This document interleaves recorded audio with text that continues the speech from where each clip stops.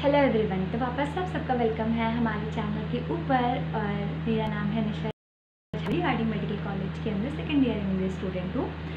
पहली बार आज हमारे चैनल के ऊपर आए हैं तो प्लीज़ यार जल्दी से इस चैनल को सब्सक्राइब कर दो, क्योंकि आपको इसके में कोई भी बकवास नहीं मिलने वाली। जितना भी रेलिवेंट स्टफ है वही, एंड थोड़ी मोड़ी कॉलेज की व्लॉग्स की video. Clear?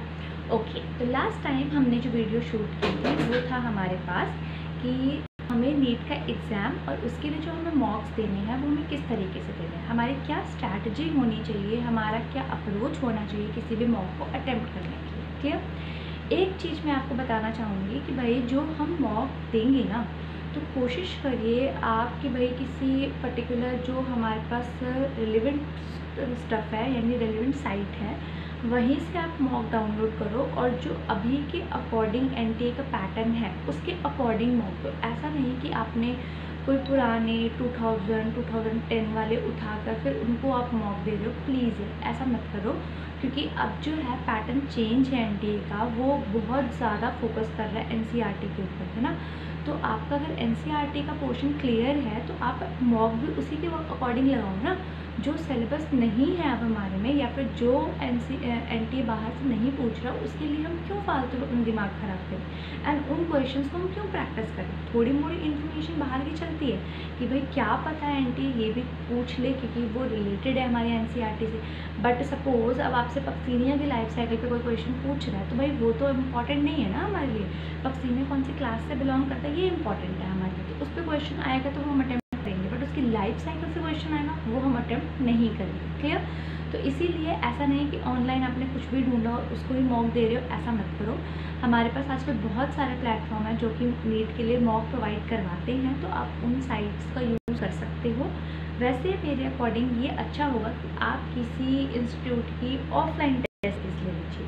Offline test series का सबसे बड़ा फ़ायदा क्या होता है ना, कि वो आपको एग्ज़ाम का एटमॉस्फेयर देते हैं। बिल्कुल आप एग्ज़ाम का प्रेशर फील कर सकते हैं ऑफलाइन टेस्ट सीरीज अटेम्प्ट करने के लिए जाओगे। क्लियर? बट अगर आप किसी रीज़न से ऑफलाइन टेस्ट नहीं कर सकते या नहीं करना चाहते तो कोई प्रॉब्लम नहीं है, आप ऑनलाइन वाले ही यूज़। बट मैं ये बोलूँगी कि ऑनलाइन वालों को ना, जो ऑनलाइन टेस्ट होते हैं आप उनका PDF लो, प्रिंट करवाओ, फिर घर पे जो आपका 2 से 5 में बोली थी उस टाइम पर आप अटेम्प्ट करके, एंड OMR शीट्स की भी बुकलेट आती है, OMR शीट फिल करो। इस तरीके से भी आप ऑफलाइन का जो प्रेशर होता है वो फील कर सकते हो। क्लियर? वैसा माहौल भले ही ना मिले बट आप क्रिएट करने की कोशिश तो कर ही सकते हो, तो ये ज़्यादा अच्छा लगेगा एज़ कम्पेयर टू कि आप मोबाइल पे या फिर लैपटॉप पे टेस्ट दे रहे हो। वो आपको उतना फ़ायदा नहीं करेगा, क्योंकि उसके अंदर क्या होता है कि हमने क्वेश्चन पढ़ा, हमारे पास ऑप्शंस हैं, हमने डायरेक्टली उस पर टिक करा फट और हम आगे क्वेश्चन पे चले गए। बट हमारा जो एग्ज़ाम होने वाला है ऐसा नहीं होने वाला है ना। हमें उसके अंदर क्वेश्चन पेपर पे टिक करना है, उसके बाद OMR शीट पे फिलिंग करनी है, और ऐसा नहीं कि भाई हमने एक क्वेश्चन पे स्किप करते चले गए, ऐसा नहीं होता। ऑनलाइन के अंदर क्या होता है बेसिकली कि हम किसी एक क्वेश्चन पे, हम सपोज 80th क्वेश्चन पे हैं और मुझे सेकंड क्वेश्चन पे जाना, मैं डायरेक्टली सेकंड वाले नंबर पे क्लिक करूँगी और मैं पहुँच जाऊँगी। जब हम ऑफलाइन देते हैं तो हमें पेज पलटने पड़ते हैं, उसमें जो प्रेशर होता है या फिर उसके अंदर हमें कोई क्वेश्चन दिख गया, अच्छा ये भी था, अरे ये भी था, तो वो जो चीज़ होती है ना वो यार अलग ही आपको माहौल देगा। तो प्लीज़ अगर आप कर सकते हो तो मेरे अकॉर्डिंग या तो ऑफलाइन टेस्ट सीरीज़ ले लीजिए, नहीं तो फिर ऑनलाइन वाले को ही प्रिंट करवा के फिर OMR शीट की बुकलेट के साथ आप प्रैक्टिस करो, तो वो ज़्यादा अच्छा है। क्लियर? ओके, अब हम आते हैं आज के टॉपिक पर। तो आज का जो हमारा वीडियो का टॉपिक है वो इस बारे में है कि हम मॉक दे रहे हैं, क्लियर, लेकिन फिर भी हमारे जो मार्क्स हैं वो उसके अकॉर्डिंग इंक्रीज़ नहीं हो रहे। हमारे मार्क्स स्टक को रखे हैं 350, 400, 450 के हैं। क्लियर? तो हमारे मार्क्स इंक्रीज़ क्यों नहीं हो रहे इतने सारे मॉक्स देने के बावजूद? क्लियर? इतनी चीज़ इस बेसिस पर आज मैं बात करने जा रही हूँ। तो यार पॉइंट ये होता है कि मॉक देना काफ़ी नहीं है, हम मॉक दे रहे हैं, हम उसकी एनालिसिस कैसे करते हैं ये ज़्यादा इम्पोर्टेंट है। तो हमारे पास सबसे ज़्यादा इम्पॉर्टेंट तो मॉक देना है, और उससे भी कई गुना ज़्यादा इम्पॉर्टेंट ये होता है कि हम उसकी परफेक्ट तरीके से एनालिसिस करें, ताकि जब हम नेक्स्ट मॉक दें तो हमारा मार्क्स जो है वो इंक्रीज़ हो या फिर हमारी गलतियाँ जो है वो डिक्रीज़ हो। क्लियर इतनी चीज़?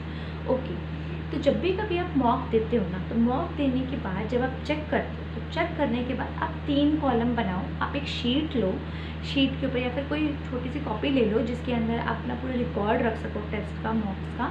तो आप उस बुकलेट को ले लो, कॉपी को ले लो, और उसके अंदर आप 3 कॉलम बनाओ। पहला, जो क्वेश्चंस आपके राइट हैं, दूसरा जो क्वेश्चन आपके राइट हैं, और तीसरा जो क्वेश्चन आपके रॉन्ग हैं।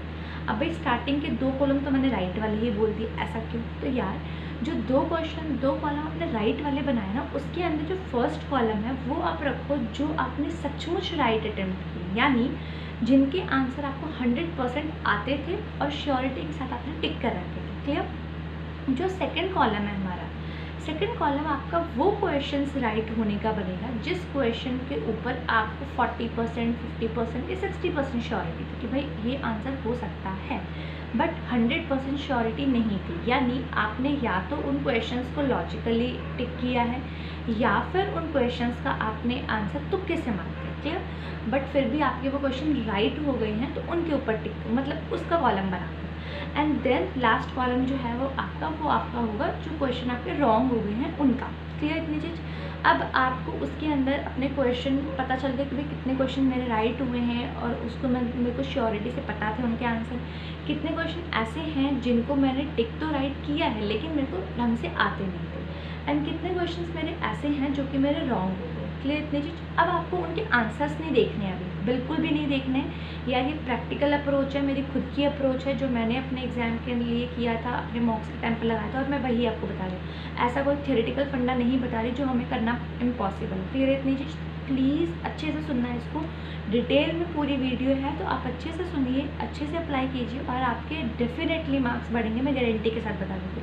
अगर फिर भी आपके मार्क्स नहीं बढ़ते तो आप मुझे कमेंट करके बताना कि भाई मेरे मार्क्स नहीं बढ़े, मैंने आपकी वीडियो भी देखी थी तो भी, फिर आप भले ही वीडियो को डिसलाइक कर देना, वो आपका सेटिस्फेक्शन हो। क्लियर मुझे? बट मुझे पूरी उम्मीद है कि ऐसा बिल्कुल भी नहीं होगा, आपके मार्क्स डेफिनेटली इंक्रीज करेंगे। क्लियर? ओके, तो आपके जब 3 कॉलम बन गए तो उसके अंदर ना जो क्वेश्चंस आपने तुक्के से करेक्ट किए हैं, जिनको आपको श्योरिटी से नहीं पता, एंड जो क्वेश्चंस आपने रॉन्ग कर दिए थे, क्लियर इतनी चीज़, तो उन या फिर जो आपको क्वेश्चन आते ही नहीं थे वो भी आप रॉन्ग वाले में इंक्लूड कर सकते हो, या फिर उसको सेपरेट कॉलम बना लो, 4 कॉलम बना लो फिर आप, जो क्वेश्चन आपने अटेम्प्ट ही नहीं किए एंड जो क्वेश्चन आपको आते ही नहीं थे। तो ये जो लास्ट वाले 3 कॉलम है ना, तुक्के वाले, गलत वाले और अनअटेम्प्टेड, इनकी आप टॉपिक लिख लीजिए कि ये किस टॉपिक से क्वेश्चन है। उसके बाद आप अपनी बुक खोलो, नोट्स खोलो, जिसके अंदर भी आप नोट्स बनाते हो या फिर आपने कहीं से प्रिंट आउट नोट्स लिए हुए हैं या फिर कोई इंस्टीट्यूट ज्वाइन किया हुआ था, कोई दिक्कत नहीं। आप पर्टिकुलरली वो साइट पर, पेज पर जाओ, एनसीईआरटी का पेज नंबर, नोट्स का पेज नंबर, एंड वहाँ पर अच्छे से उस टॉपिक को पढ़ो। क्लियर? आपको आंसर नहीं देखना है किसी भी क्वेश्चन का, चाहे वो गलत हुआ हो, चाहे तुक्के वाला हो, चाहे अनअटेम्प्टेड हो, बिल्कुल भी नहीं देखना है। मैं सीरियसली बता रही हूँ, वरना फिर फ़ायदा नहीं होगा। आप उस टॉपिक पे जाओ, टॉपिक को अच्छे से पढ़ो। एक दिन जैसे सपोज़ आज आपने एग्ज़ाम दिया था, आपने चेक भी कर लिया, 1-2 घंटे का ब्रेक लो। ब्रेक करने के बाद आपने एनालिसिस कर ली कि भाई मेरे पास कितने क्वेश्चंस कौन सी कैटेगरी में आते हैं। उसके बाद उसी नाइट में से आप शुरू कर सकते हो। इतना ज़्यादा प्रेशर तो, डिप्रेशन तो आ नहीं जाता है टेस्ट देने के बाद, तो आप उसी नाइट से शुरू कर सकते हो। अदरवाइज़ आप बहुत थक गए हो या फिर आपका माइंड काम नहीं कर रहा, उस टाइम पर आपको रेस्ट चाहिए, तो आप नेक्स्ट डे कर लीजिए। नेक्स्ट डे आप अच्छे से उन सभी टॉपिक्स को पढ़िए, चैप्टर मत पढ़ने लग जाना है, फिर कोई फ़ायदा नहीं होता। और हमारे पास इतना टाइम भी नहीं होता, हम एक टेस्ट सीरीज़ के लिए वापस से पूरी की पूरी एनसीईआरटी पढ़ रहे हैं, फिर हमारे पास नेक्स्ट मॉक लगाने का ना टाइम बचता है एंड ना ही हमें कुछ रिवाइज करने का टाइम मिलेगा। क्लियर? इतनी चीज़ ऐसा मत करना, जो टॉपिक आपका गलत हुआ है या फिर जिस टॉपिक से आपका क्वेश्चन छूटा है, आपको सिर्फ वो टॉपिक पढ़ना है। क्लियर?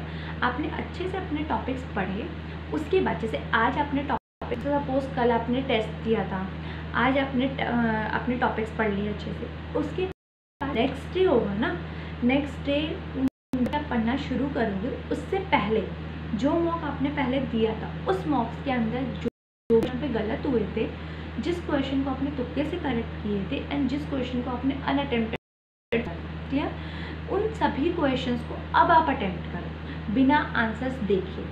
तो उनको अटेम्प्ट करोगे तो आपको अपने आप पता चल जाएगा कि भाई आपने जब उन टॉपिक्स किया या फिर उन टॉपिक्स को अच्छे से पढ़ा एंड समझा, तो आप कितना रिटेन कर पा रहे हो और कितने क्वेश्चन आपके उससे करेक्ट हो गए हैं एंड कितने क्वेश्चन आपके वापस से अटेम्प्ट हो गए, यानी अनअटेम्प्टेड में से अटेम्प्टेड वाली कैटेगरी में या फिर रॉन्ग से राइट वाली कैटेगरी के अंदर, या फिर जो तुक्के से आपने करेक्ट किए थे उससे 100% श्योरिटी वाली कैटेगरी के थे, कितने क्वेश्चंस ट्रांसफ़र हुए हैं। जब आपको ये चीज़ समझ में आ जाएगी ना, तो आपके डेफिनेटली मार्क्स जो है वो पक्का इंक्रीज़ होंगे।